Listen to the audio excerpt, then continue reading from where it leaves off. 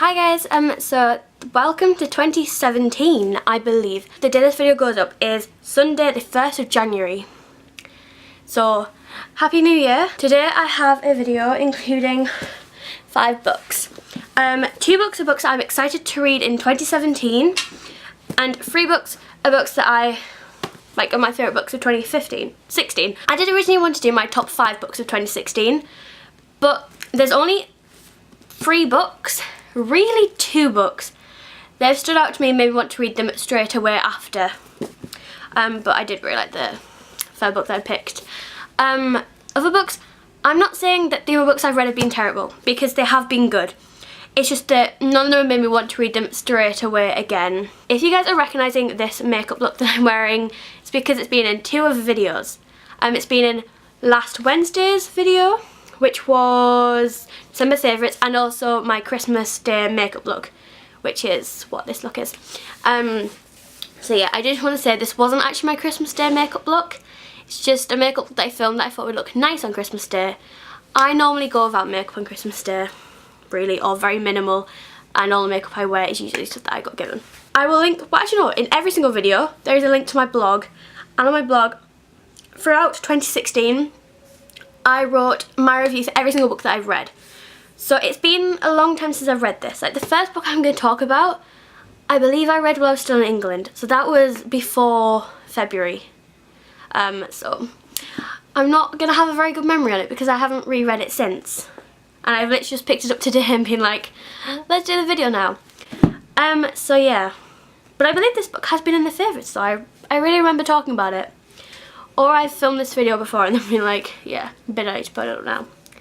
The only reason why I'm still doing it, even though I have 3 books I really want to talk about, is because I planned this video from the start of the year. So I feel like I have to carry out with it. And if I don't carry out with it, then I do not keep my promises to myself. Yeah, anyway, let's actually get on with it. If you are here for the books that I've really enjoyed, then you're in for a treat. I'm going to do it in order of how I read them. The first one is the Manifesto on How to Be Interesting by Holly Bourne. This book, I can't even just put into words how much I love it. Like, I've even recommended it to my English teacher. I've been like, I read this book, I loved it. Actually, I've recommended it to 2 English teachers. I really loved this. It's just such a good book. So the blurb says, apparently I'm boring and nobody, but that's all about to change because I'm starting a project. Here, now, for myself, and if you want to come along for the ride, then you're very welcome. So that was like what she says, and then this is the actual blurb. And it says, Bree is by no means popular. Most of the time she hates her life, her school, her never there parents, so she writes. But when Bree is told she needs to stop shutting the world out and start living a life worth writing about, the manifesto on how to be interesting is born. A manifesto that will change everything. But the question is, at what cost? So basically, what this says, I'm just going to like tell you a bit more about what it says. So I'm not spoiling anything at all. I'm just telling you what it says. So she loves writing, and she keeps getting rejected for something. I can't remember what it is. I feel like it's getting her book published. I don't know. But she keeps getting rejected. So she goes to her English teacher and she's like, I give up. And he's like, it's because you're boring. Like, he obviously says it a bit nice, it's not like, you're boring. So she's like, I need to change that. So she tries to become popular and she tries to like become more exciting and all that kind of stuff. So she like makes all new friends, she becomes popular, I think I already said that. And it's like, it just changes that happen to her because she does this. And seriously, it's such a good book. It says content not suitable for younger readers. Although I would say it is. I don't know why it wouldn't be. Because it's not about drugs. I suppose there is a little bit about sex, but like, I mean a little bit. Because I feel really awkward when I read about sex. Like, there was one really good book that I read, but that was too sex related, which is why I haven't put it in. Dead is the New Black by Marlene Perez. You cannot see, but right above where the camera cuts off, I had the whole series of this book. There is 7, so there's 8 in total, but I believe there's now 9 and 10. I am up to reading number, I think I've just finished number 3, like a couple of weeks back. But number 1 is the only one that got me, and like I literally read this in a day, and that's when you know it's a good book. So it's such an easy read. Like, other than that, the ones have taken me a couple of weeks to read, just because this one I read and I was like glued to it, reading it all day. It's actually all I did for that whole day. Like, I started reading it, it was ages ago, so I don't know, but like I started reading it, let's say 10 o'clock.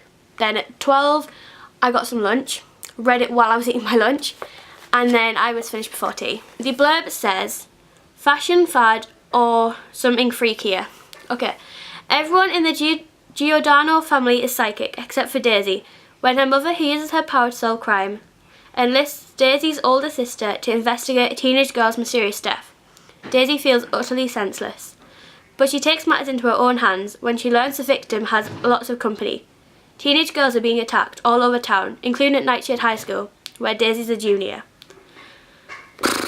My breath is going reading this. And when she discovers a vampire may be the culprit, Daisy suspects head cheerleader Samantha Devereaux, I don't know, I always said Samantha D, who returned from summer break with a new look. She looks a little, well, dead. Is looking dead just another fashion trend for some... No, I was trying to read it without making mistakes. Is looking dead just another fashion trend for pretty, popular Samantha, or is there something more sinister afoot? Daisy will stop at nothing to find out. She even joins the cheerleading squad. With a little sleuthing help from Ryan, an old friend, who may be turning into something more. Very big hint there. It shouldn't have said that. Daisy not only reveals the identity of the vamp, but also discovers powers that she never knew she had. So basically this book is about, if you're not into paranormal, vampires and ghosts and ghouls and all that kind of thing, this probably isn't the book for you. But you'll read this and want to read the whole series. Like, seriously. I did, and I love it. Basically all it is the popular girl who was actually old friends with Daisy comes in looking a bit weird, and then weird things start happening, and Daisy suspects that something is going on with Samantha, and then they just work it out. Okay, they just work out the mystery, and her mum's involved as well. Like, it always happens that her mum and the police, who are like one unit, are always working with the kids. I'm gonna call them the kids, even though they're 16, 17-year-olds. The kids, to work out a mystery. Like, even if the parents, like, the police are the parents at the same time. Like, if the parents are working on it but don't want the kids to work on it, the kids are also working on it as well, on their own. And that's basically what happens in every single book. But it's like the story that goes along with it that makes it really interesting. So yeah, this is really, really good. But again, check out my blog if you want to see what I did say when I just finished it. Because as I was reading it, I was writing down notes about what I thought of the book. 1984 by George Orwell. This is the blurb. This isn't actually a blurb. I'm not going to even read it. I'm just going to tell you what I remember. It's a Signet classic, so you know, you should probably read it just because it's classic.